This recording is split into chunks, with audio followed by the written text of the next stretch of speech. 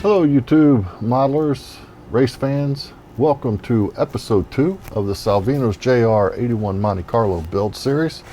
If this is your first time stopping by, my name is Darren, aka Grumpy Modeler, and I really appreciate y'all taking the time to stop by. Please, if you will, consider subscribing and ringing the bell, because there is a lot of new content coming, and that will ensure that you don't miss an episode. Speaking of episodes, like I said, this is episode 2 of a build series, and I will link episode 1 right up here in the card above. So check that out when you get a chance. In this exciting episode, we are going to talk a little bit about the headers and the motor.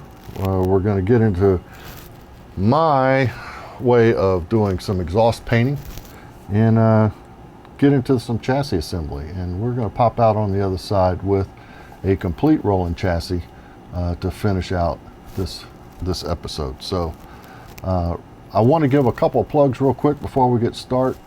The first one is the SalvinosJR Builders Club. It was the Builders Club that gave me the idea to do this build series, and it's really a great cause. I actually did a video on the SalvinosJR Builders Club, and I'll go ahead and link that up here above as well. Check that little review out and tell you a little bit more about what the Builders Club is all about. I also want to give a quick plug for the new Patreon page. Go ahead and check that out. I'll put a link in the description below. But as I said, there's a lot of new content planned, and with the help of supporters like yourself, hopefully we can really make that content a little bit more exciting and meaningful for you guys. So check it out. Absolutely no obligation there, not mandatory. We're still going to continue to put out content as usual, but this will help ramp things up just a little bit and maybe give back a little bit to you, the viewer. So check it out when you get a chance. So after those 2 plugs, my rambling is come to an end. Let's go ahead and get on with the episode. Make sure you stick around to the end, because I'm going to post some pictures of where we're at now with the build. So on with the show. So here we are, and you can see that I now have my roll cage is all painted up and done up in black. That's black primer. I have it sitting in place. Again, I've taped it down one more time, as well as the transmission cross member. I've got it taped down because I'm going to show you all something I realized just a little bit ago. I do have the dashboard all sanded down and smooth. I'll be giving that a coat of primer here in just a little bit, as well as the rest of this. But real quick, what I want to show y'all is something very interesting I found with the motor. So I was looking at, and I kind of don't want to show just yet, but I was looking at this exhaust, and these, you know, I'm not gonna lie to you, these headers are sharp looking and they fit in there. I like the way they fit. I like the way they look after they're painted. They look sharp. They get a nice good finish on them, but I just wasn't digging quite where the collector is, right? So I broke out my heat shrink, and voila, that made one hell of a pretty cool collector. So that's got to be painted, but that led to another problem. How do you assemble the exhaust and then get it in? Well, here again, remember I keep preaching test fit with tape and follow along, and that said, I tried it, and this does, lo and behold, fit through here with no problem and slide into place with that exhaust attached.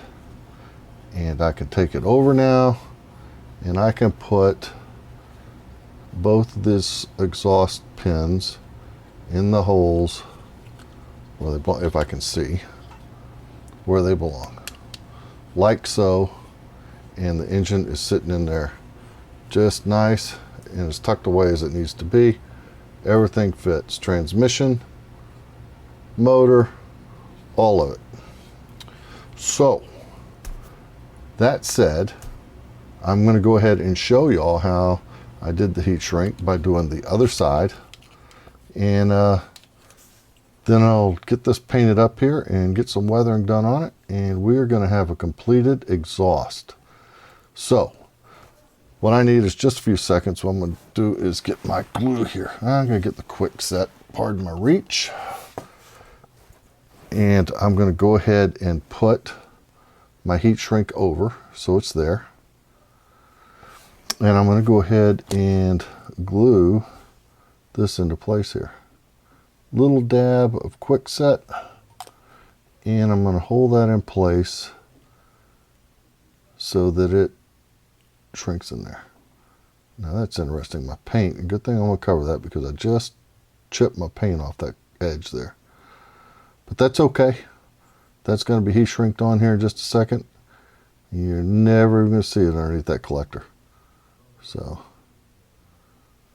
let's give this a second to dry, and then I will come back to you, and we are going to go ahead and heat shrink that bad boy. Okay, so I've got that dried in there pretty much where I want it. So what we do is going to go ahead and, you know, you don't want to put a lot of heat over this for a long period of time.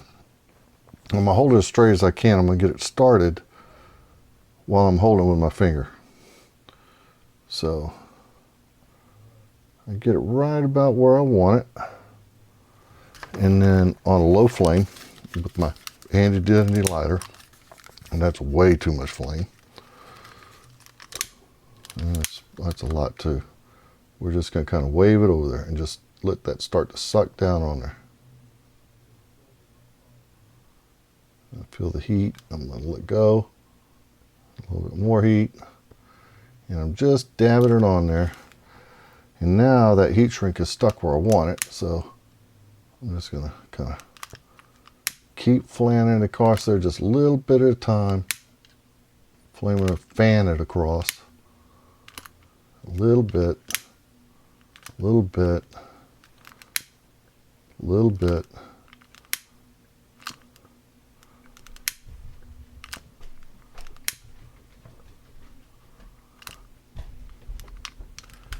And folks, that is as far as I'm going to push it. And once I get that painted on there, that is going to look as right as rain. And you can see it up here on this camera a lot better. So that's cool. And now I can take this, like I said, I can slide it in here and bring it underneath. And she pokes in there just fine, and the oil pan holds that in place. And there's still a little bit of give too because it's rubber, right? And I can get those in place with no problem. And that's sitting in there just as nice as the day is long. So collector's done. Now it needs a little paint, and we'll take care of that here in just a little bit once I mix up a little bit of silver, and we'll get her done. As you can see, I've got everything laid out, and while I was off camera, I went ahead and primered all of my stuff. Got it all primered in black, ready for silver paint. Looks pretty good. I've got all my little pieces masked off. The stuff that's going to stay black is masked. The rest will be painted silver. The motor is, as you saw in the last segment, together with the homemade collectors there, which I think are looking pretty cool, out of heat shrink. So that's kind of cool. I'm going to get that painted up here in just a little bit. And I've kind of got everything just laid out in the order as to which it gets assembled. Little things like this is all front end stuff, this is rear end stuff, this is the front, roll cage area with this in the front end. So I've got it just kind of all laid out, and what I'm going to do is start off with the lightest color. Now I did shoot some white here earlier, and I shot some white on the master cylinder, which I've got sitting over here on my tweezers. So that's done, and now what I'm going to do is I'm going to shoot some gray. So I showed y'all in the first episode that I had my shocks done for the rear, and those are gray. So I've got these all masked off. and ready to shoot gray. I'll have to do a little bit of brush work once I'm done to touch up some black, but that's not a big deal. I'm going to lighten up these springs a little. They're very hard to see, but I've got them, and pardon the dirty hands there I was painting earlier. I got to get those lightened up with some yellow, and you know, just little things like that. So I'm going to go through and I'm going to do some detailing. Like I said, start with the lightest color first, which will be my gray. I don't want to shoot the metallic till last. So I'm going to shoot the gray. I got some aluminum to shoot, and then I'm going to come back and shoot the silver. Now, the silver that I've got, let me grab that real quick. The primary colors that I'm going to use are going to be from Model Car World Automotive Finishes. And this one here is Ultra Silver. And the next one is the black gloss lacquer. So those are going to be my primary colors. The chassis, roll cage, and everything is going to be done in this Ultra Silver. So I'll get that all done here in just a little bit. What I am going to do is go ahead and do the small detail work. I'll come back and show that to you here once I get it done, because once I do that, then I get the silver shot, especially on the bottom. I can start with some assembly, and that I'm really looking forward to, because that's when things are really going to start to come together, and that is going to be before the end of this episode. We are going to have us a rolling chassis. So there you go. Let me get some gray shot and some silver, and I'll come back and show you where we're at. I will break in if there's anything of great interest, but other than that, it's just going to be really airbrushing. So see y'all in a few. I wanted to break in here just real quick and talk to you just for a second about exhaust, because the exhaust, be it a car or motorcycle or whatever it is I'm doing, an aircraft, to me is one of my most favorite parts to paint, because I think there's a lot of really cool weathered looks when it comes to heat stained metal. And here's an example. This picture here is of my buddy's quad, which I just got back from my hunt camp for a little vacay in my buddy's quad, and this is a relatively new, meaning it's got less than 10 hours on it, 15 hours on it in quad, and look at the exhaust staining on it. I just think that the colors and the way, the different patterns, it just allows for a lot of creative painting. So with that, I wanted to show you all where I was real quick with this exhaust and the collectors. So this is really not that hard to achieve. I've used these three base paints. I painted it first black, okay, and I use almost all of my priming I do with my Mr. Surfacer 1500, and I dilute that 50% with Mr. Color Leveling Thinner. To me, it's one of the greatest combinations on the face of the planet when it comes to primers. So that's what I use for primers. Next, MRP, Super Silver. That was my base coat on top of the black.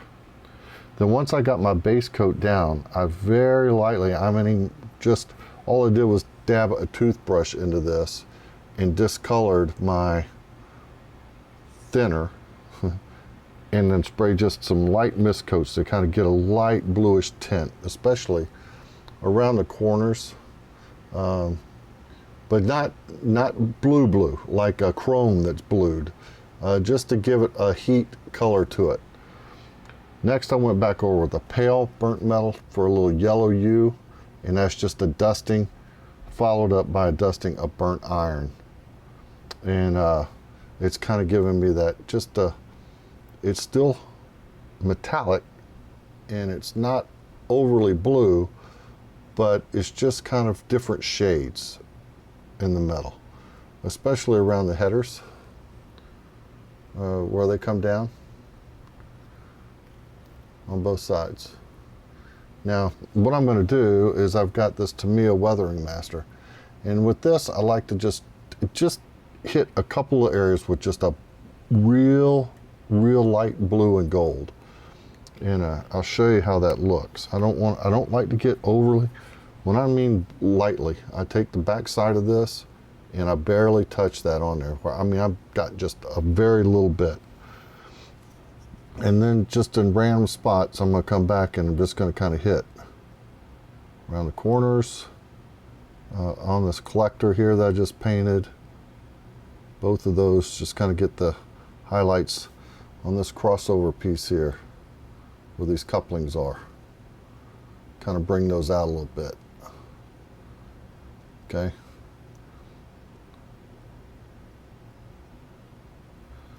And just kind of hit those. It just kind of gives it a little bit of a different color. Not overly blue. I don't want it to jump out in our face.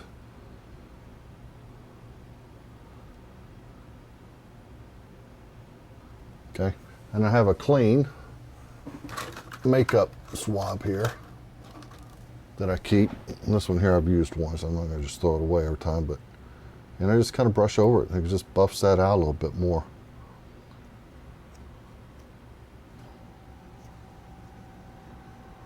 Now I'm going to come in here with a little bit of that brown or that gold. I'm going to do the same thing. Just kind of build on it. Layers, if you will.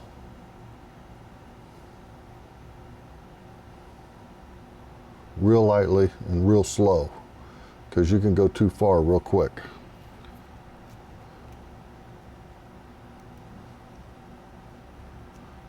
Brush that out. And then lastly, I'm going to take some of this black and I'm going to just kind of darken it all up a little bit. And you know, you got to play with it, folks. I mean, if you don't like it, then add a little bit more. If not, then you can come back, you can take some of it away. But eventually you're going to get to where it's going to really start to look like a burnt metal. So I don't want it to look gold, which I'm almost there now. I'm almost getting to a gold tint, but but I may darken up just a little bit more with another little dusting of burnt iron to darken that a little bit. But I think you get the gist. It makes a really convincing exhaust, and I got to tell you, I really like the way those collectors turned out. So that was my break-in for a moment. I want to show that to y'all, share that with you. So now back on to my detail painting. So as you can see, there's been a little bit more than just detail painting done since the last segment. I've actually assembled the chassis, as you can see. It's all together. Of course, I did do some rudimentary detail painting. I didn't go too crazy with this because this is really supposed to be a quick out-of-the-box build, being the first one I've ever done. So there are some flaws. I'm not going to lie to you. I'm just having fun with this. I'm not getting too crazy. Like you can see this back deck here. Now, this is going to have, let me show you on this camera here, but this is going to have this divider piece here, right? This goes in and divides the trunk. And I kind of thought about with that, why am I going to put all this stuff in? You're never going to see it, but I'm going to go ahead and put it in because it's part of the kit. But what I wanted to show you guys here was an area of attention. I would normally take care of our sink marks. You see them on all kits, and I would putty that in and sand it flat, because you will see that through the back glass. But in this instance, I'm not too worried about it. It's not that big a deal. The motor is installed, as you can see. Those headers turned out really, really nice, I think. That was something new I tried, and I really liked it, as you saw in the previous segment. The steering wheel I wrapped and kind of made it a authentic looking leather wrapped type steering wheel, period correct anyway. The motor is awesome. I really like the way it turned out. I've got the tires all done. I enjoy doing tires. That's just one of my favorite parts of building these things just because you can throw so much detail in on them. Of course, these are black. Not going to show a tremendous amount of detail, but I did do the decaling of the letters, the Goodyear on here. Kind of went back and did a little filter with some very watered down or black paint with thinner, and went over the top of it, just kind of knocked some of the white, the real bright white off that. I think they turned out really, really well. The roll cage is all together and is painted. I went ahead and skipped the heat shrink technique on these and just painted it. I think it turned out great, but it's ready to install, as well as some of the additional bars. I am going to paint this red just because I've got the fuel cell done on the bottom, so I'm going to go ahead and do the top as well and stick that in there. So yeah, it's ready to go. I will say that I think that the fire extinguisher is a little out of scale, but you know, with the Mike's decals, I'm sorry, not Mike's, but power slide decals that come with it, they really are good, and they add an added touch of realism to them, as well as the gauges. They're just awesome. I love the power slide decals. I think they're just really cool looking. So those are really add a level of detail to it. So yeah, it's ready to go. I'm going to go ahead and do a little bit more painting here, and then I'm going to go ahead and slap the wheels on it, and we will have our rolling chassis, which makes me excited, because now once that rolling chassis is done, we can move on to this. And you know, here's a picture of this car just mocked up with the wheels sitting on it, and I gotta tell you, man, there's just something about these Monte Carlos. I dig them. I've always liked them, been a fan of them since I was a kid, and it's just going to be a cool looking race car. I will say that on these spindles now, and just pardon me because I've got some blue tack back behind these spindles here to hold the actual peg in place, but this kit comes with a couple different sets of drop spindles, and they also come with these lowering blocks in the back. Now, here's a picture of the car with one lowering block installed, and I mentioned this in an earlier video, and it was just way too high. It looked like it was sitting on hijackers. So I went and I cut it apart, and I went ahead and installed another lowering block, and now you can see the stance is much better. But back to the original picture, I mean, the big body Monte Carlo sitting low on those Goodyears, it's just awesome looking, I think. So this is going to make, even though it's an out of the box build, I think it's just going to be an awesome addition to my shelf, and it's going to really look cool sitting there. So let me go ahead and get this painted up, and I'm going to start assembling the rest of the chassis. And as usual, if something of importance comes along, I'm going to come back, and we'll talk to y'all here shortly. Well, race fans, there she is, the rolling chassis as promised. Wow, it's been a lot of fun to build. I'm not going to lie to you. Perfect kit? Nope, not by any means. Got a few issues, as any kit does, and we'll cover those whenever I finish up and close this out with some pros and cons. But you know, in my honest opinion, at this point, it's a clean blank canvas to do just about anything you want to, and it's a lot of damn fun to build. You can build it out of the box as I'm doing right here and really come out with a nice product, or you can super detail the hell out of it. There's a gentleman over in the Builders Club. He has a Facebook page, as a matter of fact, called iRock Engineering. Highly suggest you check him out. But he has taken one of these Salvino kits and just super detailed and living daylights out of it. He's run all the fuel lines, plumbed the motor, built crush panels, opened the trunk, detailed the fuel cell. He is just doing a ton of stuff, and it just goes to show what you can actually do with these things. So, you know, I don't know what else to say. It's been a blast so far. So, and then that's going to pretty much in this episode, but in the next episode, coming up, probably the final, we're going to tackle this, the final body work. As you can see on this, I've already got the front end on. I got the rear end on. We do have some seams to fill. We got to do some sanding and prepping. We'll shoot some color on this thing and get it decaled and finish this build series out and give you my final thoughts. So I appreciate all y'all stopping by, and you know, for those of you who have stopped by for the first time, if you like what you've seen, please go ahead and hit the subscribe button and click that bell so you're notified when I upload the next exciting episode in this series, or any new episodes for that fact. You know, there's a lot of stuff coming, so I encourage you to go ahead and subscribe and click the bell. As always, I appreciate you guys stopping by and spending some time. Y'all be safe, be healthy, and for Christ's sakes, let's all be good to each other. Y'all have a good one again, and good night.